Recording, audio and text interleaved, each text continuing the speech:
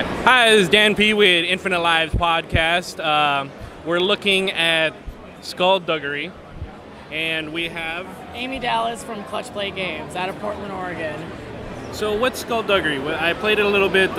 What's your version of what the game is? So Skullduggery, in it you play a semi-organic autonomous skull collecting taxes from the deadbeats of the afterlife. So, Okay. Universal I like themes the setup. that everyone can relate to. So it's he's like the Afterlife IRS? Yes, exactly, the Infernal Revenue Service. Ooh, yes, okay. yes, I like it. Yeah, totally. So the mechanic is a little like Angry Birds and Super Mario that have been thrown into a demented blender with some mobile devices. Okay. And what remains is Skullduggery, Uh-huh. pretty much. So it's got that Angry Birds like pull back. You pull back on the guy's skull and you let go and you snap him forward using the power of his brain. Mm-hmm. So our goal with it was to kind of, it's an homage to the old school platformers, like of course like Mario, and just the satisfying feeling of those. And so we wanted to really apply that to the mobile device and not have that virtual joystick thing. Yeah, I don't like that too much on the mobile devices. No, I don't either. It feels a little confused. So we're like, well, mobile is inherently touch based, so let's make sure that we're really, making a platform that totally, yeah, exactly, takes advantage of that. So how long has this game been in development? It's been in development for a little over a year. And when it started out, it was interesting. We wanted to make a more traditional platformer, and he was actually a skeleton who was running through the world. Around, okay. And he would take off his head and throw it, and wherever his head landed, he would reinstantiate as a skeleton. So it was actually pretty neat.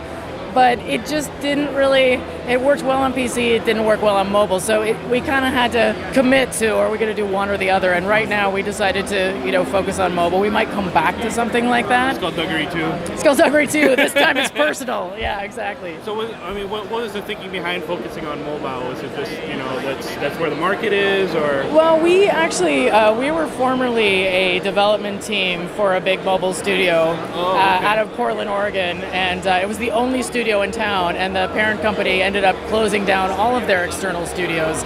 And so because there wasn't other game jobs that we could go to, we pretty much decided, okay, this is the moment. We have to, we're going to commit and go indie.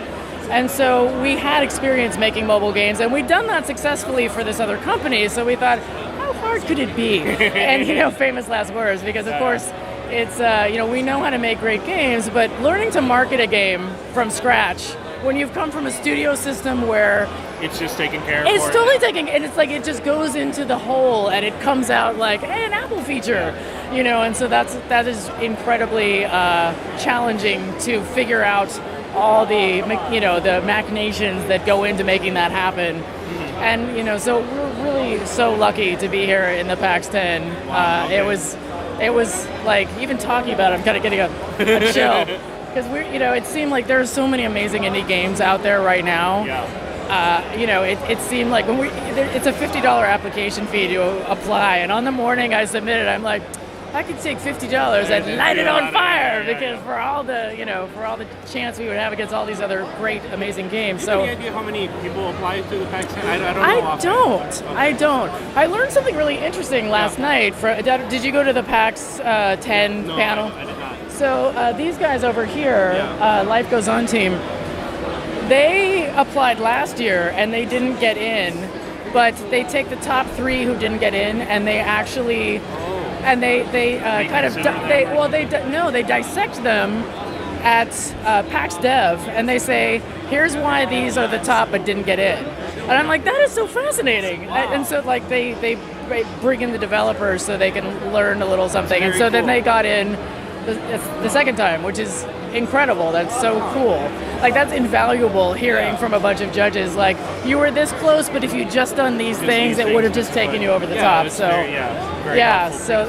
but it's definitely something that, as much as sometimes things seem like a long shot, you really have to just put yourself out there and try for everything, because if nothing else, you're going to learn something. Yeah. Something is going to come up that you're going to learn, or you're going to have to write out a big application, and it's going to force you to think differently about how you're marketing the game and what's working and what's not working. So you guys are independent studio.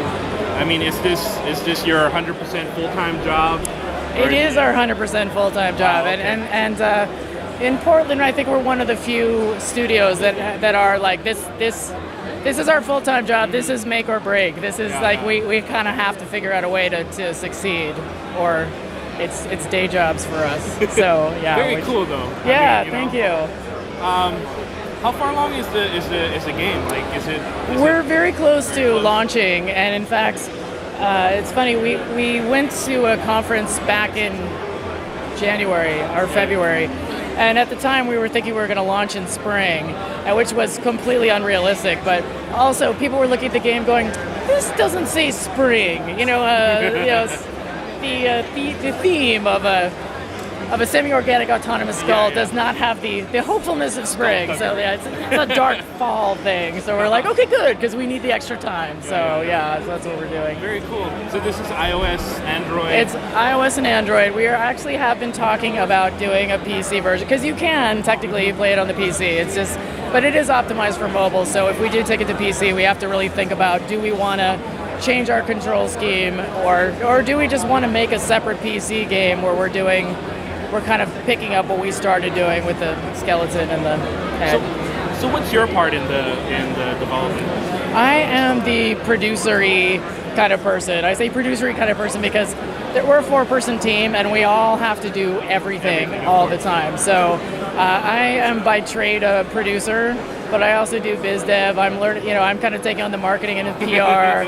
I sometimes, I was making physics objects a couple weeks ago. So if there's low level technical things I can do, I do that. And everybody just does a little bit of everything when you're a 4-person team. Wow. Okay. So, and we have some great contractors as well who've helped us out a little bit here and there. So, but yeah, largely we try to do as much of this ourselves as we can. Very cool. I really like the game. Our friend John is still playing right now. He started when I started and started before. So he's still playing. He's playing. He's fighting a boss right now. I don't even know how you got into that situation, actually. So everybody that I have on our podcast, or we're going around a lot of the PAX 10 games, I always ask, what's your gaming origin? Meaning, what's the first kind of games you played? What are the games that you got influenced by? Did you start on Nintendo, or are you a PC person? Yeah, definitely. We are huge Nintendo fans. So the old school platform, even our manual. I saw the manual. Yeah, the manual is pretty much for the people. Yes, exactly. Yeah, take a video. It's the homage to the old school manuals, and in fact, we were really sad. We wanted to get a note section in the back. Like the old school Nintendo manuals had those little notes, so you can write it down. Yeah, what would I possibly use this for? But it was just so great that it was in there. So yeah, we definitely that is a great love that everybody on our team has, and so yeah. But we've all worked in games at other companies. Several of us have worked at EA and 2K and NGMoko and DNA and a lot of different kind of big companies. So we sort of We've not only grown up making games or playing games, but making games. So yeah, very cool. Yeah. Well, yeah, I'm looking forward to it. And thank you so much. I have Android, so that's we got good. your back. We will totally be supporting Android. So please tell 10,000 of your closest friends so we can actually afford to eat. We'll try. Yes, okay. Thank you. Yeah, thank you very much. Yeah, thank you so much.